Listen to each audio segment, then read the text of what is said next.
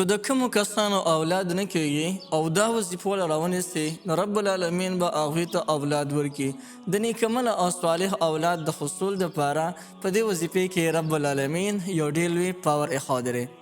زموږ عزتمندو نن درته د قرآن مجید یو آیات ښیم او د هغې درته یو ډېره زبردسته وظیفه ښیم او کله چې هم تاسو د دې وظیفه شروع وکړئ نو هغه وروڼه او هغه خویندې چې هغوی د اولاد رنګه د بهترین نعمت نه محروموي او د هغوی امید بالکل ختم شوي، نو که هغوی دا وظیفه شروع وکړي نو انشاءالله چې د دې وظیفې په برکت باندې به هغوی ته یو نیک صالح هغه فرزند اولاد ورته رب العالمین ورکړي. صرف 3 ځله کول دي د دې آیات وظیفه طریقه به درته ښیم. 3 ځله صرف وکړه، په 3 ځله کولو سره به رب العالمین تاسو ته نیکمله اولاد درکړي.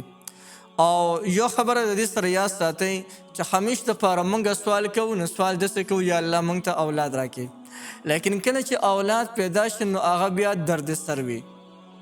اصل وجه په دې کې دا ده چې موږ سوال کوو د اولاد، لیکن د نیکمله اولاد سوال موږ نه کوو چې یا الله ما ته نیکمله او صالح اولاد راکړي. کله چې تاسو سوال کوئ نو پکې د نیکمله او د صالح اولاد سوال کوئ چې یا الله ما ته اولاد راکړي، خو داسې اولاد چې هغه د ستا تابعدار وي، د ستا د احکامو تابعدار وي، متقي پرهیزګاره وي. دا سوال پکې ضرور کوئ، ورنه ډېر کرته د اولاد انسان ته داسې شي لکه د سر درد ورته جوړ شي، بیا انسان ذهني پریشان وي، ټینشن کې روان وي. او ډېر خلک داسې دي وایي د دې نه خو هغه نه اولاد خو.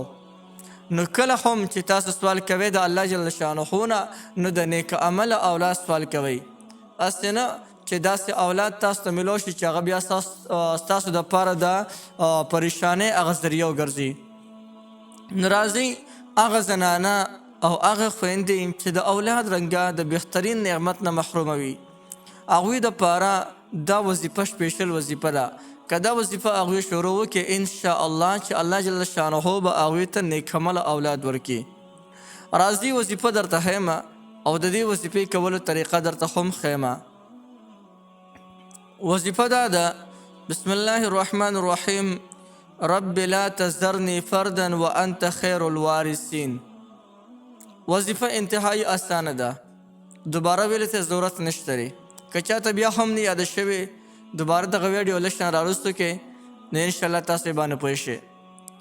او دا دونه مقدسه دعا ده چې دا دعا د الله تعالی یو جلیل القدر پیغمبر حضرت زکریا علیه السلام مبارک کړې ده.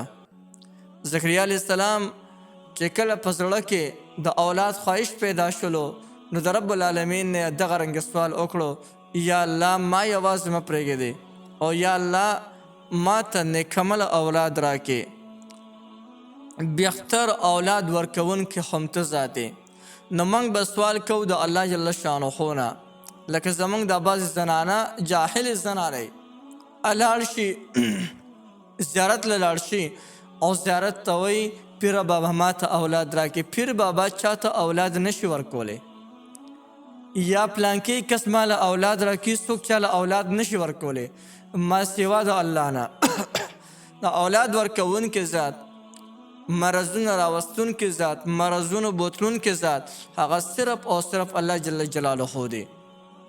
نو موږ به کامله بروسه په الله جل شانه باندې نو یو به دا وظیفه کوو: رب لا تذرنی فردا وانت خیر الوارثین. دا وظیفه به د هر فرض لمانځه نه پس 3 کرته به یې کوو. او کله چې دا وظیفه کوئ نو د هغې نه چې کله دا وظیفه کوئ نو په ذهن کې د نیکمله صالح اولاد تصور یا ساتئ. دا زنانه دغه چې دا کوم وظیفه مې درته وښوله دا وظیفه زنانه هم کولی شي او نارینه هم کولی شي. د چا په زړه کې چې دا خواهش شي که نارینه وایي چې زما ښځې ته رب العالمین نیکمله صالح اولاد ورکړي نو د ښځې دپاره دا وظیفه رانوي شي او زنانې خو د ځان دپاره رانوي شي. نو محترمو یو ډېره زبردسته وظیفه را د قرآن مجید آیات دی، نو یقینا په دې کې رب العالمین یو ډېر لوی اثر ایښودی دی، یو ډېر لوی برکت پکې رب العالمین ایښودی دی.